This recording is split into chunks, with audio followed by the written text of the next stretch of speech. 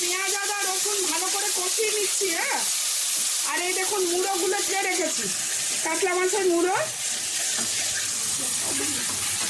একটু স্বাদ মতো নুন দিয়ে দেবেন, একটু হলুদ গুঁড়ো দিয়ে দেবেন, একটু স্বাদ মতো লঙ্কা গুঁড়ো দিয়ে দেবেন, একটু জিরে ভাজা গুঁড়ো দিয়ে দেবেন চামচে 1.5 চামচে, আর একটু গোলমরিচ গুঁড়ো।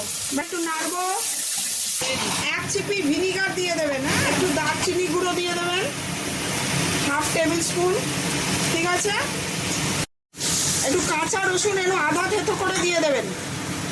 হালকা একটা কাঁচা রসুনের গন্ধ বেরোবে, রসুনটা কিন্তু পুরো কষবে না, হালকা একটা গন্ধ বেরোবে। হ্যাঁ, জল দিয়ে দেবেন। রেডি।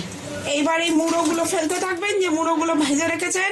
একটু কাতলা মাছের নিয়েছি, আপনি রুই মাছেরও নিতে পারেন, আর মাছেরও নিতে পারেন। এবার একটু 10 মিনিট কিন্তু ভালো করে ফুটবে। হ্যাঁ, আর কাঁচা লঙ্কা দিয়ে দেবেন একটু, আমি একটু পরে অ্যাড করছি।